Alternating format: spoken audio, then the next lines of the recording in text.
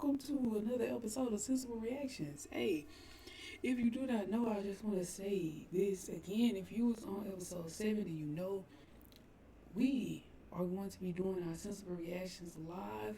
Not all of them, but we will be doing our Sensible Reactions live sometimes, and it's some content that I will not be reacting to that's going on YouTube that I'll be doing just only on live stream, because there's some things that I cannot say on YouTube that I can say here on Twitch, and certain things I can react to and kind of have a more raw, uncut version of, my thought process. So, with that being said, welcome to another episode. This episode is going to be, what was it? Sleep. I think it's about dreams. I'm interested in seeing how he's about to put this together, because who has figured that one out fully, But anyway, let's go ahead and get into the video. I don't want to hold y'all up at all. Comedian Mike Birbiglia was having trouble with sleep. Though not with the actual sleeping part. One night, while staying in a hotel, he dreamed that a guided missile was on its way to his bed, and in his dream, he jumped out of the window to escape it. Unfortunately, he also did this not in his... Oh, good gosh. Oh. Dream from the second floor, and the window was not open. This little episode cost him 33 stitches and a trip to a sleep specialist. Mike now sleeps in zipped-up mummy bags for his own safety. The lesson here? Sleep is not some break time when your brain or your body just goes dormant. Far from it. In truth, sleep is just another state of consciousness. And only in the past few decades have we begun to really plummet. It sure is, because do you have dreams? And those dreams are not just dreams, they're part of a reality that you are later going to experience. Very well. Also, dreams are a mixture of things that you've already experienced and some things that you have not experienced and things that you are technically experiencing because you're experiencing in a dream. So yeah, very conscious, baby. Its depths, from why we sleep in the first place, to what goes on in our brains when we do, to what happens when we can't sleep. And there is a lot that science has to say about your dreams. Talk about weird, it's like Sigmund Freud meets Neil Gaiman. So even though it may seem like you're dead to the world when you sleep, your perceptual window remains slightly open. And kind of like Mike Birbiglia's hotel room window, a trip through it can make for a pretty wild ride. But for your safety and enjoyment, I'm here to guide you through this state of consciousness where you'll learn more than a few things about the human mind, including your own. And here's hoping you won't need any stitches when we're through.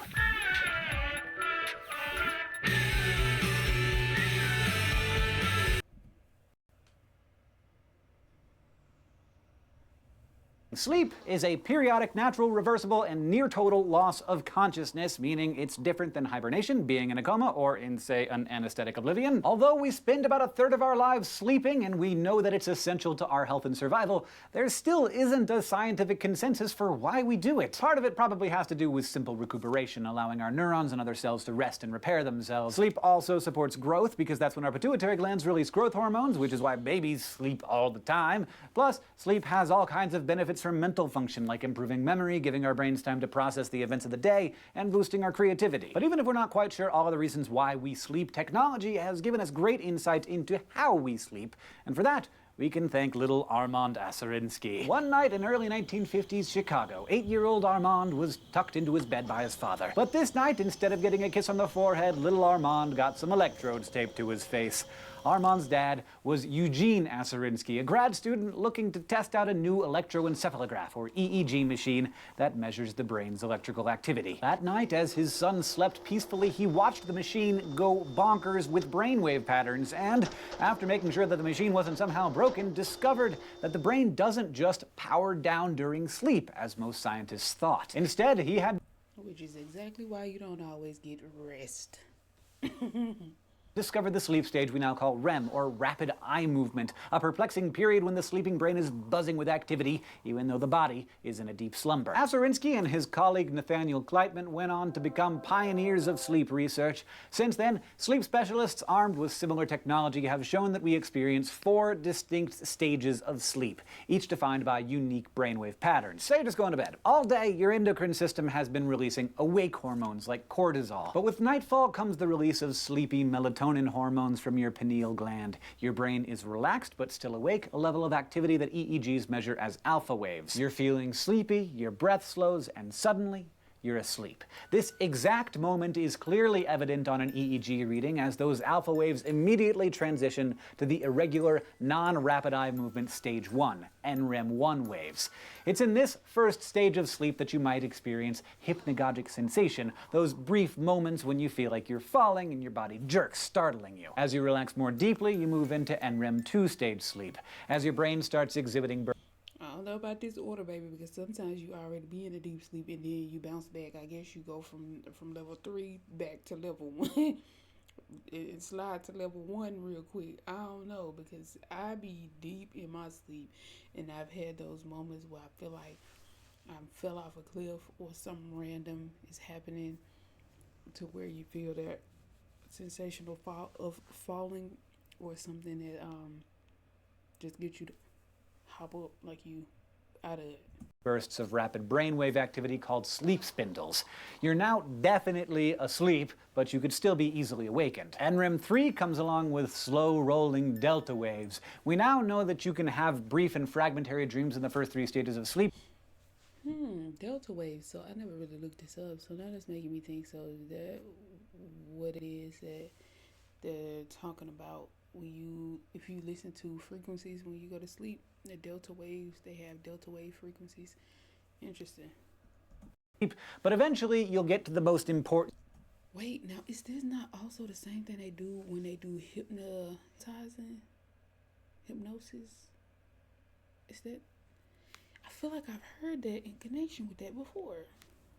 The stage, full REM sleep, that famous stage of sugar plum slumber that makes eyeballs go nuts, grants vivid visual dreams, and provides the namesake for certain famous rock bands. REM sleep is kind of paradoxical. Your motor cortex is jumping all over the place, but your brainstem is blocking those messages, leaving your muscles so relaxed that you're basically paralyzed, except for your eyes. That whole sleep cycle repeats itself. Oh, girl, that feeling right there. Now, that's what I was going to talk about also. Now, that is the one that is the absolute worst. I'm so glad I don't have those anymore. Where you feel trapped, like you woke, you're awake, but your body, I feel, the way I explain it, it's like your soul or your spirit has not connected back to your body from its travels when you dream and so forth and so on. Because, baby, good grief. Or goodness, I need to stop saying that. I've been saying it a lot lately and I'm not sure why. But, honey,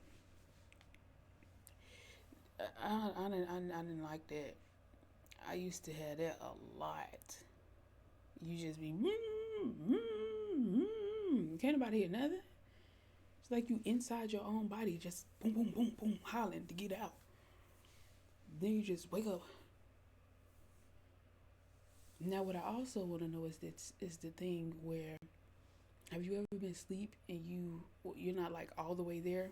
And I guess that's what we said, REM 1. You're not all the way there. You're not all the way into a deep sleep, and like you just, what happened to me is I'm relaxing.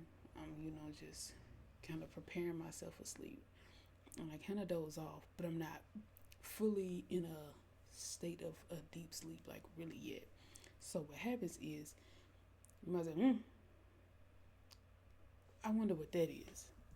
That you're basically paralyzed, except for your eyes. That whole sleep cycle repeats itself every 90 minutes or so, transitioning back and forth between the stages of sleep. Obviously, sleep is super important, and lack of sleep Hold on, we're gonna go back. Have brief This whole state process.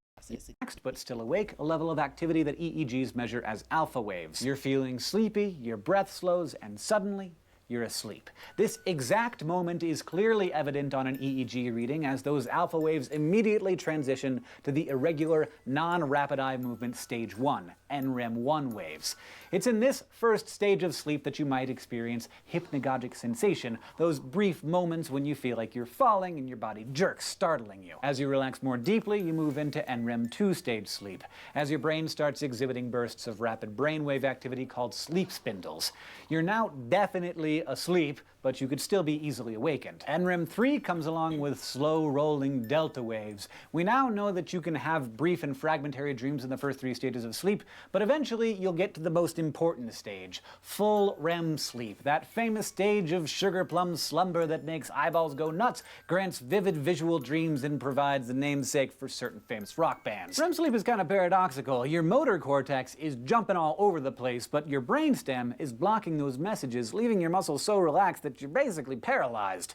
Except for your eyes. That whole sleep cycle repeats itself every 90 minutes or so, transitioning back and forth between the stages of sleep. Obviously, sleep is super important, and lack of sleep is terrible for your health, mental ability, and mood. In fact, it's a predictor for depression and has been linked to things like weight gain as your hunger-arousing and suppressing hormones get out of whack. Sleep deprivation also causes immune system suppression and slowed reaction time, which is why you should not drive sleepy. Of course, a bad night's sleep here and there is part of life, but there are a host of bona fide sleep disorders out there that can make your life pretty terrible, or in Mike Birbiglia's case, land you in the emergency room. We've got insomnia, which is persistent problems falling or staying asleep, and kind of its opposite, narcolepsy, whose sufferers sometimes experience brief, uncontrollable attacks of overwhelming sleepiness called sleep attacks. This, as you can imagine, can get in the way of all sorts of things that you might enjoy doing, like driving, eating, pole vaulting. Narcolepsy may have several different causes, including a deficiency in the neurotransmitter hypocretin, which helps keep you awake, but in more rare cases, brain trauma, infection, and disease may contribute to it as well. So that's pretty rare, but you probably know someone with sleep apnea, the disorder that causes sleepers to temporarily stop breathing until their decreased oxygen levels wake them up. Birbiglia, meanwhile, turned out to have a REM sleep behavior disorder, which we don't fully understand yet, but appears to be associated with a dopamine deficiency. Then, we've got night terrors, which are as terrible as they sound, spurring increased heart and breathing rates, screaming and thrashing that's seldom remembered upon waking.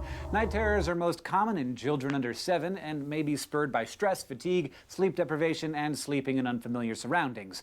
Much like sleepwalking and sleep talking, night terrors occur during the NREM3 stage of sleep and are not the same as nightmares, which occur, like most dreaming, during REM sleep. But oh, in REM sleep, what dreams may come. There you are, running naked as your teeth fall out, being chased down the beach by a Matt Damon centaur.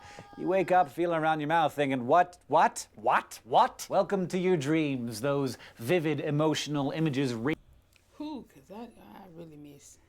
I really remember this one time I had a dream that I had, cause I've been saving money. And I had this dream that I had so much money saved. And I was like, I woke up and where I had the money at, I was like, but that ain't real, man. That ain't real, man. That ain't real.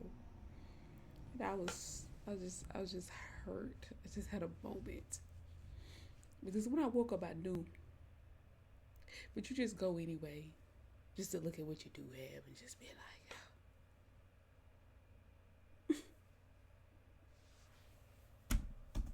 racing through your sleeping brain, often providing a backdrop so bizarre that it may seem like David Lynch, Terry Gilliam, and Tim Burton are trying to out-weird each other at a film festival. A really, really long film festival, considering the average person spends about 6 years of their lives dreaming. So yeah, sometimes you have really crazy dreams, but mostly your average dream just sort of unpacks and reshuffles what you did that day. For example, last night I dreamt about Tumblr.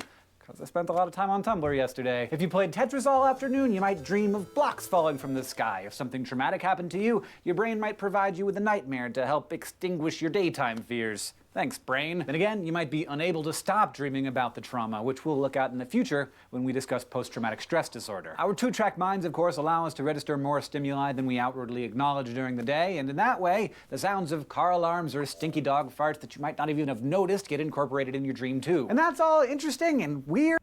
Yeah, in the subconscious and the conscious, Mom. It all just plays out. And sometimes a little gross, but what's the real purpose of dreaming? Why do we do this? Well, as you might have guessed, there's more than one idea out there. The study of dreams is a mix of neuroscience and psychology known as onirology. Oniris is Greek for dream, and if you're a Neil Gaiman fan, you might recognize it as one of the Sandman's many names, the one that comes with a toga and Orpheus's head. But Sandman aside, if you want to talk about dreams, you might want to start with our old friend Freud. In his landmark 1900 book, The Interpretation of Dreams, Freud proposed that our dreams offer us wish fulfillment. He thought our dreams manifest Freud was an interesting character, baby. Best content. The stuff you remember in the morning was a sort of censored and symbolic version of whatever inner conflict was really going on in that dream's unconscious or latent content. Not surprisingly, the wish fulfillment theory lacks scientific chops and has for the most part fallen out of favor because really you can interpret a dream any way you want. Like sometimes a cigar is just a cigar. Luckily, we have some other theories to consider. The information processing theory proposes that our dreams help us sort out and process the day's events and fix them into our memories. This may be particularly important when it comes to learning and remembering new information, and some studies show that people recall new tasks better after a good REM sleep full of dreams. But if brainwave readings... So is that why people say instead of studying, it's like instead of... Go on. Instead of studying, just... You get right here. Instead of studying... You just take a nap. Instead of studying all night, you go over the information and you just go to sleep and wake up the next day and it should be fresh to you, basically. show us anything, it's that there is a lot going on in your brain when you dream. And the physiological function theory suggests that dreaming may promote neural development and preserve neural pathways by providing the brain with stimulation. When our brains are stimulated, they expand their connections more. So babies, for example, spend much of their sleep time dreaming, perhaps in part to help their brain circuitry develop more quickly. This is similar to the idea that dreams are part of our cognitive development. By this model, dreams draw on our knowledge and understanding of the world, mimicking reality and engaging those same brain networks that light up when we daydream. And finally, there are theories that focus on the way REM sleep triggers neural activity and the idea that dreams are just sort of accidental side effects.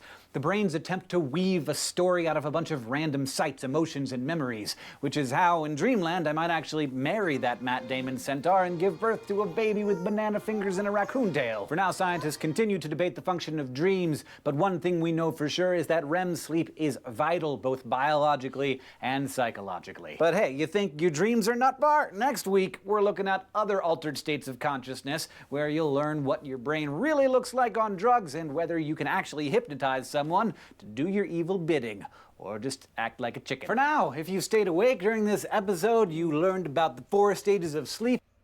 Well then, and that one was gonna be one definitely to look at this girl. I wanna know. I've always wanted to know. Actually, I just never get the time to look into all that stuff. But anyway. We're done, man. We're done for today. We made it an hour on here. So, yeah. Tap in. I'll probably be going live until I get my good day set up together. I don't want to start it. Okay? So, once I get that together, we are going to be rolling. So, just stay tuned. Good Day Podcast, the videos, the live streams, they are going to be coming. I will be posting clips on YouTube, but at this time, I'm definitely glad. And when I say I've been on here for the people who watch on YouTube, I mean on stream. So again, for you on YouTube, tap in at Twitch, twitch.tv. If you have the phone, or just download the Twitch app. And my name is the same as it is on here.